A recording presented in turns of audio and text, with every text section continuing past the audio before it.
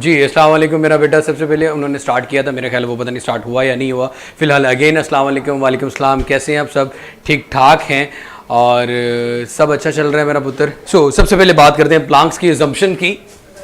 Modern physics के कुछ topics हैं जिन्हें हमें डिस्कस करना है और विद इन 1 or 2 days इंशाल्लाह हम अपना जो सेशन है अल्हम्दुलिल्लाह वो सब वाइंड अप करने जा रहे हैं। अजम्पशंस ये थी प्लैंक्स की energy from a black body जो रेडिएट हो रही है वो डिस्क्रीट पैकेट्स की फॉर्म में होती है जिन्हें हम क्वांटा का नाम देते हैं rather than as a continuous wave. Quanta या क्वांटाइज्ड पैकेट नाम देते हैं।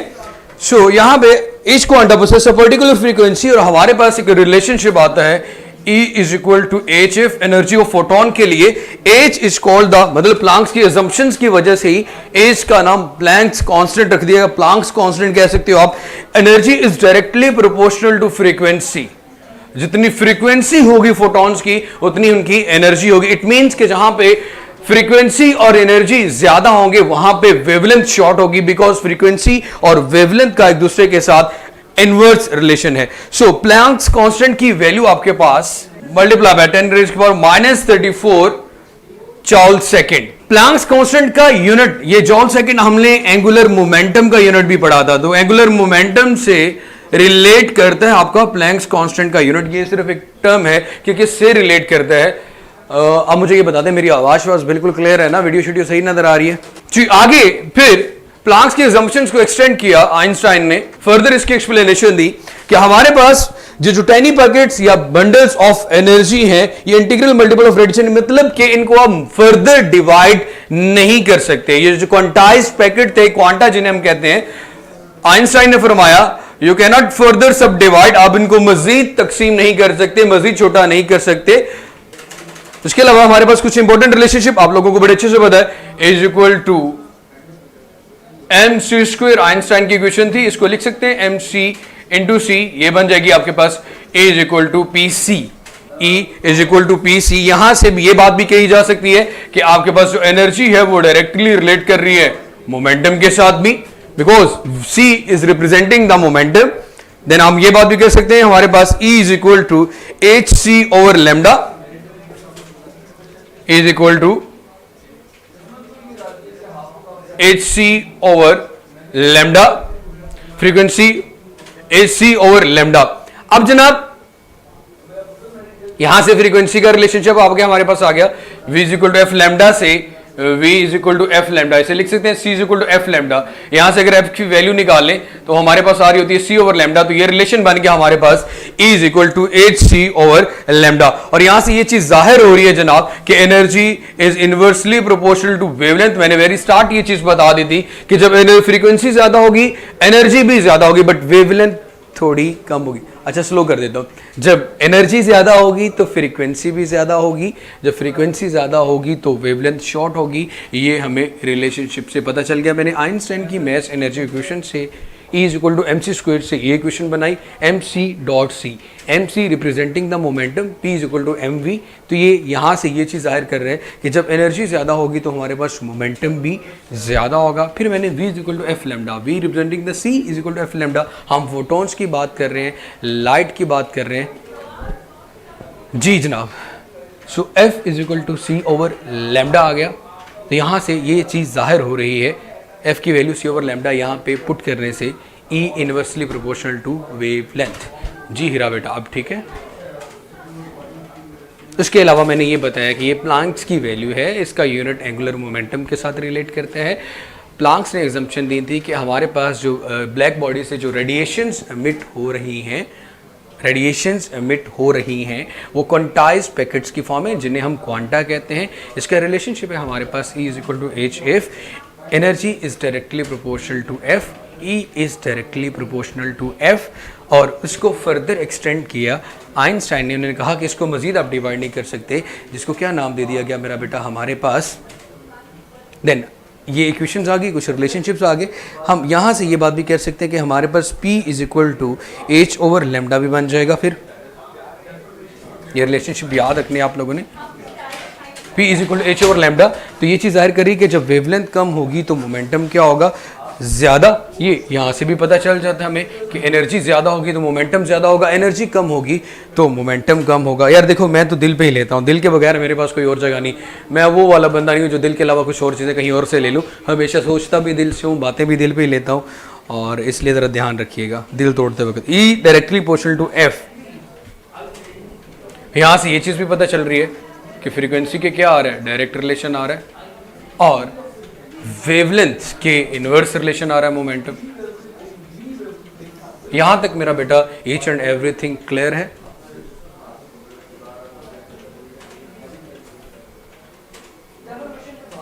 उसके बाद कुछ शॉर्टकट आपके न्यूमेरिकल एमसीक्यूज को चलें, गुड हो गया मेरा बेटा। चलें, आज कुछ शॉर्टकट की बात करते हैं। न्यूमेरिकल जो टाइप के एमसीक्यूज आएंगे उनको सॉल्व करने के लिए अगर इजाजत हो तो इस बोर्ड को रेस कर दिया जाए। अच्छा मेरा बेटा, सबसे पहली बात की जाती है कि आपके पास अगर एनर्जी को जॉल में कन्वर्ट करना हो, एनर्जी कैलकुलेट करनी हो फोटॉन्स की, तो फार्मूला याद रखिएगा। H और C की यहाँ पे वैल्यू पुट करने से, लैम्डा और C की वैल्यू यहाँ पे पुट करने से हमारे पास फार्मूला बन रहा है मेरा बेटा 1.98 HC ओवर लैम्डा की बात कर रहा हूं मेरा बेटा, is equal to HC over lambda होता है। अगर मैं H और C दोनों की वैल्यू पुट करूं, अगर मैं H और C दोनों की वैल्यू पुट करूं तो ये बनता है आपके पास 1.98 मल्टीप्लाई बाय 10 रेज़ की पावर -25, और नीचे क्या आ रहा है, वेवलेंथ। इस बात का मतलब ये है कि अगर आपके पास वेवलेंथ गिवन हो किसी भी वेव की, तो आप उसकी एनर्जी कैलकुलेट कर सकते हो। ये फार्मूला लगा के 1.98 अप्रोक्सीमेट 2 होता है, तो इसको मैं लिख सकता हूं मेरा बेटा 2 मल्टीप्लाई बाय 10 रेज़ की power -25 divided by wavelength. E is equal to 2 multiply by 10 की पावर -25 डिवाइडेड बाय वेवलेंथ। उसके बाद मेरे बच्चे, हमें अगर मोमेंटम कैलकुलेट करना हो तो मोमेंटम कैलकुलेट करने का फार्मूला हमें पता है, P इज इक्वल टू किसके इक्वल होता है, H ओवर लैम्डा के, H ओवर लैम्डा के। सो हम H ओवर लैम्डा को क्या लिख सकते हैं, HF over C, HF over C।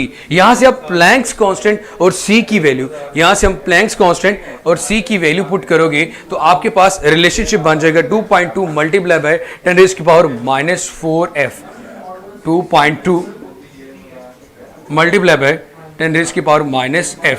इन सिंपली कि आप यहां से फ्रीक्वेंसी की वैल्यू गिवन हो तो आप बड़े अच्छे से मोमेंटम की वैल्यू कैलकुलेट कर सकते हैं। वेवलेंथ की वैल्यू गिवन हो तो एनर्जी की वैल्यू कैलकुलेट कर सकते हैं। और हमने ये चीज बड़े अच्छे से बड़ी दी कि energy is directly related to the momentum. जब एनर्जी ज्यादा होगी तो मोमेंटम भी ज्यादा होगा। मेरा बेटा अभी लेक्चर स्टार्ट हुए मेरे बच्चे, कोई 5 से 7 मिनट हुए, थोड़ा सा सब्र रख लें और दूसरा टॉपिक पे पहुंच जाएंगे हम। और अगर हमारे पास वेवलेंथ गिवन हो और एनर्जी पूछी गई हो in electron volt, if wavelength is given and हमें एनर्जी कैलकुलेट करनी हो इन इलेक्ट्रॉन वोल्ट, तो कैसे कैलकुलेट की जा सकती है मेरा बेटा, E is equal to HC over lambda. Again वही फॉर्मूला, इसका लेकिन मैं आपको शॉर्टकट बता देता हूं। Energy in electron volt calculate करनी है तो E इज इक्वल टू, ऊपर लिखेंगे मेरा बेटा आपके पास HC ओवर लैम्डा आ जाएगा। इलेक्ट्रॉन वोल्ट में कन्वर्ट करने के लिए नीचे सिंपली सा, जिस तरह एक चार्ज के ऊपर 1.610 पर -19 कूलम जो चार्ज होता है उसकी वैल्यू यहां पे डिवाइड होगी और इलेक्ट्रॉन वोल्ट में आपके पास आंसर आ जाएगा। इट मींस कि वेवलेंथ गिवन हो, HC दोनों कांस्टेंट हैं, दोनों को मल्टीप्लाई करने से आंसर आता है 2 मल्टीप्लाई बाय 10 की पावर -25। मैं अगेन रिपीट करता हूं, HC दोनों कांस्टेंट है, H प्लैंक्स कांस्टेंट है, C is the speed of light है, दोनों को मल्टीप्लाई करने से आंसर आता है 1.98 मल्टीप्लाई बाय 10 रेज़ की पावर -25। सो मेरे भाई HC ये चीज़ आ गई। नीचे हमारे पास वेवलेंथ है, वेवलेंथ गिवन होगी, energy in electron volt calculate कर रही है। हम वहाँ पे 1.6 मल्टीप्लाई 10 की रेज़ की पावर -19 के साथ डिवाइड करते हैं। तो मैंने डायरेक्टली आपको शॉर्टकट लिख के दे दिया कि अगर आपके पास एनर्जी आपको कैलकुलेट करनी हो, सिंपली आप ये बात भी कह सकते हो कि अगर मैं प्लस माइनस यहाँ पे डिवाइड करने के बाद एक और आसान सी वैल्यू लिख दूँ कि ऊपर और नीचे कुछ भी ना याद करना पड़े आपको। सो 1.24 मल्टीप्लाई बाय 10 रेज़ की पावर -6 नीचे आ जाएगा मेरा बेटा आपके पास लैम्डा। और इस तरह आप कैलकुलेट कर सकते हैं एनर्जी इन इलेक्ट्रॉन वोल्ट। इस तरह आप कैलकुलेट कर सकते हैं एनर्जी इन इलेक्ट्रॉन वोल्ट। नहीं मेरा कोई बात नहीं, मजाक कर रहा हूँ भाई। यहाँ पे एक और चीज़ याद रखिएगा मेरा बेटा कि अगर हम ये बात करते हैं कि लाइट की जो हमारे पास पार्टिकल नेचर है फोटॉन्स की, तो वो तब होगी जब हमारे पास energy is close to 1 mega electron volt आएगी। पार्टिकल नेचर फोटोन की डोमिनेट करती है। अगर हमारे पास ये एनर्जी का जो आंसर है वो आपके पास मेरा बेटा आ रहा है 1 मेगा इलेक्ट्रॉन वोल्ट। मेरे ख्याल में मेरा बेटा मानूर और रमीज़ आप दोनों चैट में जाके इनबॉक्स में जाके एक दूसरे से बातचीत कर लें और उसके बाद फिर हम लोग क्लास ले लेते हैं, ठीक है यार। आखिरी दिन है, क्यों डांट खाते हो यार, मेहरबानी तुम्हारी। अच्छा सेशन गुजरा, उसको अच्छे जाने दो एंड पे आके।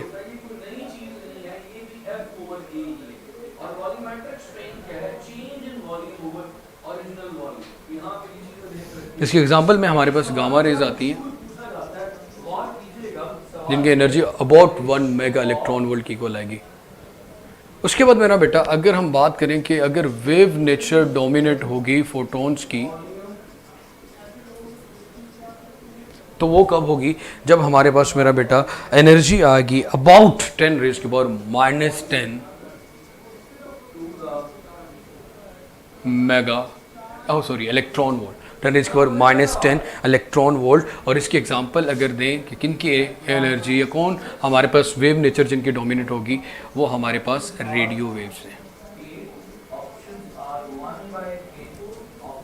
जी। उसके बाद मेरा बेटा हमारे पास पूरा स्पेक्ट्रम आता है इलेक्ट्रोमैग्नेटिक वेव्स का, और सबसे ज़्यादा हम जो डिस्कस करते हैं मेरा बेटा वो हम डिस्कस करते हैं आपके पास जो विजिबल स्पेक्ट्रम होता है। और विजिबल स्पेक्ट्रम की जो वेवलेंथ है, ये विजिबल रीजन में अगर मैं उसकी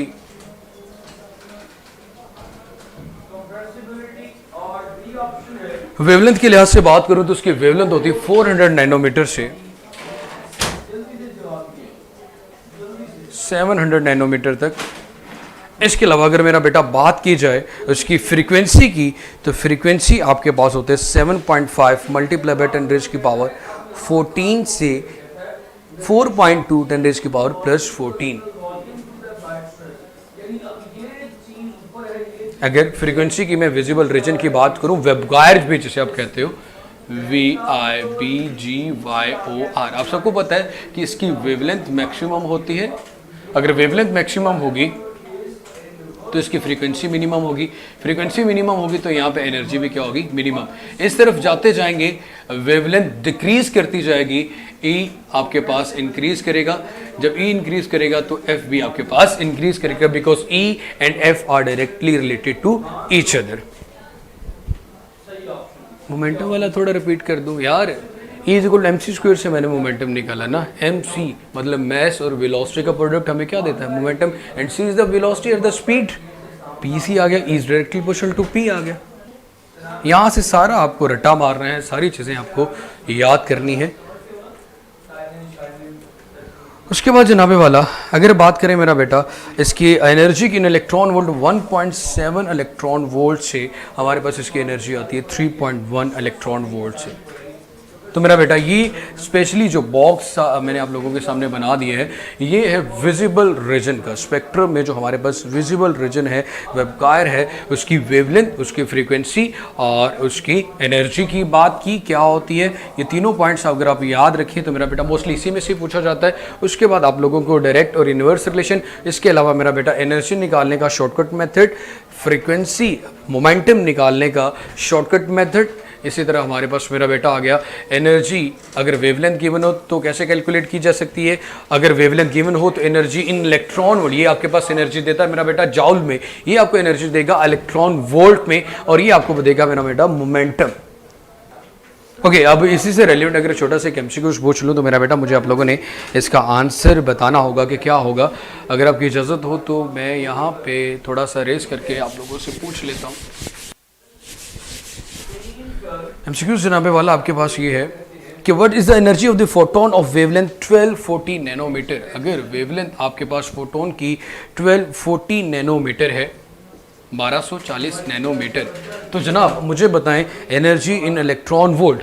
एनर्जी इन इलेक्ट्रॉन वोल्ट के लिए मेरा बेटा शॉर्टकट आप लोगों के सामने लिखा हुआ है, इसको आपने पुट करना है। शॉर्टकट है जनाब आपके पास 1.24 मल्टीप्लाई बाय 10⁻⁻⁶, और नीचे आपके पास जो वेवलेंथ आ रही है वो 1240 आ रही है। सो 1240 को लिखा जा सकता है 1.24 मल्टीप्लाई बाय 10⁻3, 1240 को इस तरह लिख सकते हैं मेरा बेटा। इसके अलावा हमारे पास यहाँ पे गिवन है नैनो, तो नैनो के लिए 10⁻⁹ आ गया। 1.24 के साथ कैंसिल, ऊँचे 10⁻⁻6 आया, नीचे भी 10⁻⁻6 आया, ये भी कैंसिल। तो हमारे पास जो इसकी एनर्जी आ गई वो 1 इलेक्ट्रॉन वोल्ट आ गई। हमारे पास जो इसकी एनर्जी आ गई जनाब वो 1 इलेक्ट्रॉन वोल्ट आ चुकी है। यहाँ तक कोई इशू, मसला, तकलीफ, परेशानी है तो मेरा बेटा आप लोग बता सकते हैं। इसके अलावा अगर हमारे पास फ्रीक्वेंसी गिवन हो, अगेन एक फ्रीक्वेंसी का भी क्वेश्चन है, वो ये है कि the momentum of the photon of frequency, momentum क्या होगा P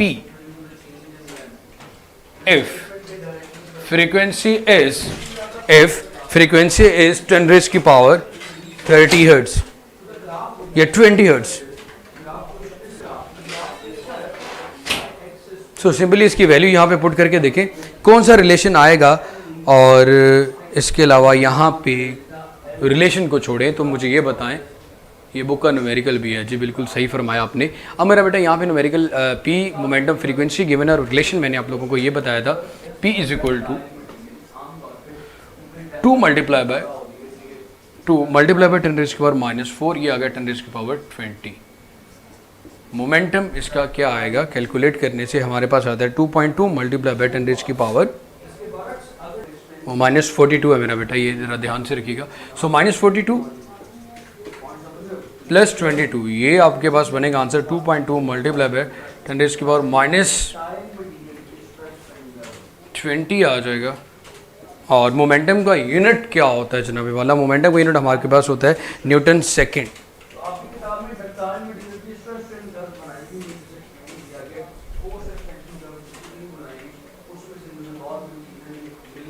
आगे मेरा बेटा हमें बात करनी है इंटरेक्शन ऑफ एनर्जी या interaction of matter with radiation. जी बिल्कुल ठीक फरमाया आपका, यहाँ तक क्लियर होकर बताएं। फिर हम interaction of matter with radiation देखते हैं।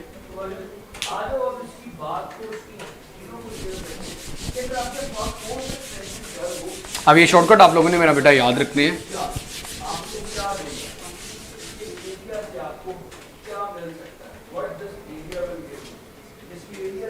इंटरेक्शन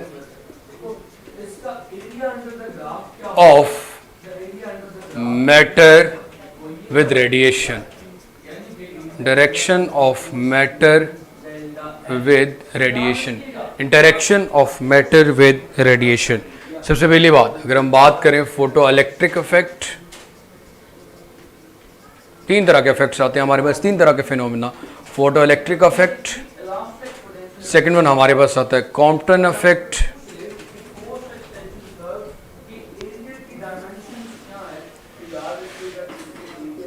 और थर्ड वन अगर हम बात करें तो मेरा बेटा हमारे पास आता है pure production, pair production. So अगर हमारे पास एनर्जी ऑफ द फोटोन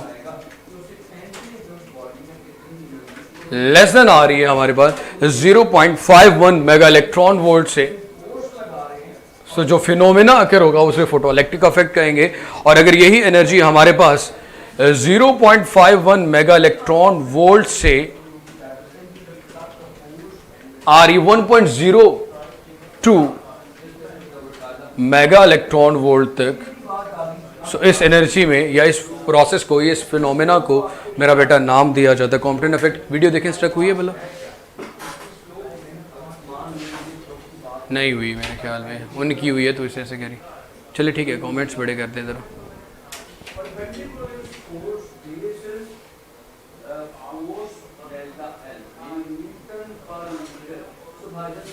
और अगर हमारे पास एनर्जी ग्रेटर देन आ रही है 1.02 मेगा इलेक्ट्रॉन वोल्ट से, energy of photon is greater than 1.02 mega electron volt, तो हमारे पास जो फिनोमेना होगा उसको हम पेयर प्रोडक्शन का नाम देंगे। जी जनाब, यहाँ तक क्लियर हो गया मेरा बेटा। तो फोटो इलेक्ट्रिक इफेक्ट की बात करते हैं।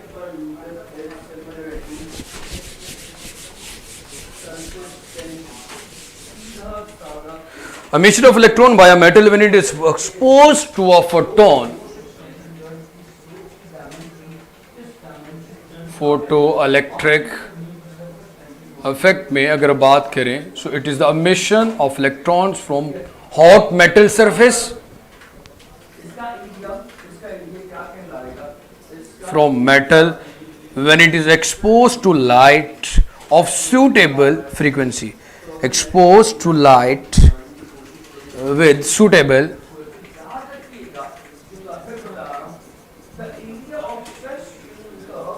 emission of light.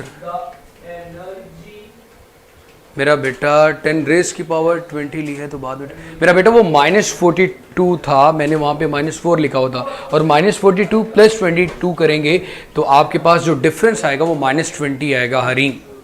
And the reverse process of pure production is called X ray production. Photo electric effect का जो रिवर्स प्रोसेस है उसको मेरा बेटा नाम दिया जाता है एक्सरे प्रोडक्शन का, उसको नाम देते हैं x ray production.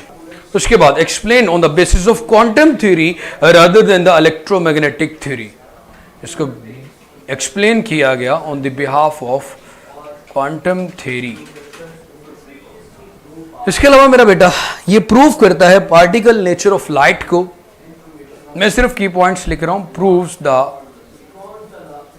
Particle nature of light, it proves the particle nature of light, or based on the conservation of energy, based on conservation of energy। क्या हुआ आपको पता चला बेटा? थोड़ी दुआ कीजिएगा फरहान साहब के लिए इज्तिमाई, कि वो थोड़ा सा ना, हाँ ठीक है हिले।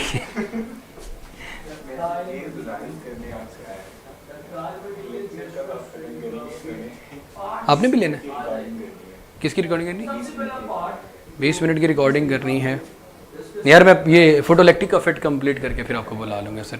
जैसे आपका हुक्म, आप हुक्म करें। फरहान साहब हमारे बॉस हैं, जैसे हुक्म करें हम उनके लिए हाजिर। जड़े 4 दिन है ना खुश रह लें।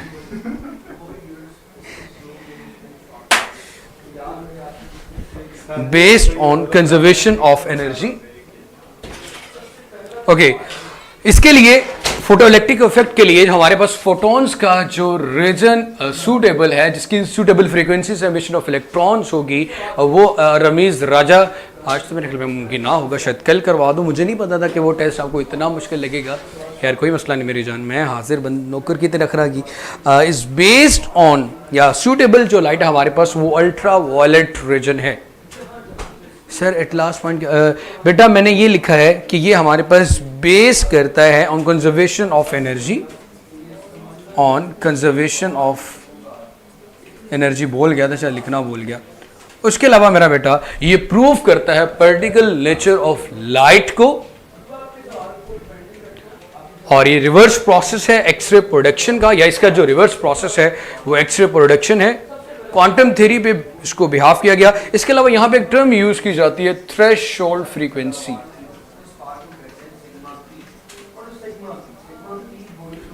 वो फ्रीक्वेंसी या वो minimum frequency below which no electrons are emitted, जिसके बाद किसी किस्म की एमिशन ऑफ इलेक्ट्रॉन्स नहीं होगी, उस फ्रीक्वेंसी को हम नाम देते हैं थ्रेशोल्ड फ्रीक्वेंसी का।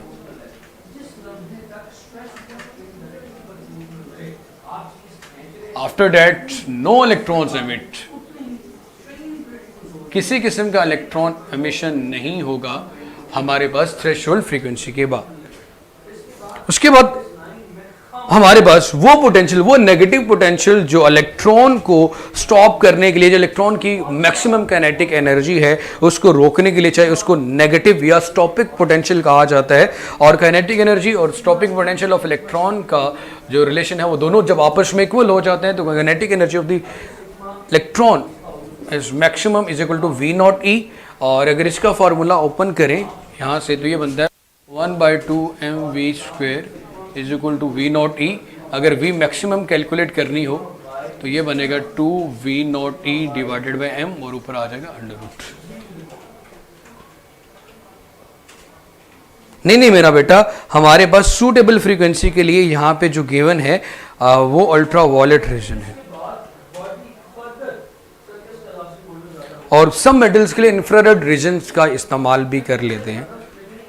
ओके, अगर हम बात करें इंटेंसिटी ऑफ लाइट की, तो इंटेंसिटी मतलब शिद्दत, जितनी लाइट की शिद्दत ज़्यादा होगी, तो यहाँ पे कुछ रिलेशन है, ज़रा दो याद रखिएगा, उसको ग्राफिकल भी प्रूव किया जा सकता है कि हमारे पास जो इंटेंसिटी ऑफ लाइट है वो डायरेक्टली रिलेट करती है नंबर ऑफ इलेक्ट्रॉन्स पे, और जितने ज़्यादा नंबर ऑफ इलेक्ट्रॉन्स इमिट होंगे फोटो इलेक्ट्रिक करंट उतना ही ज़्यादा होगा। सो intensity of photons is directly related to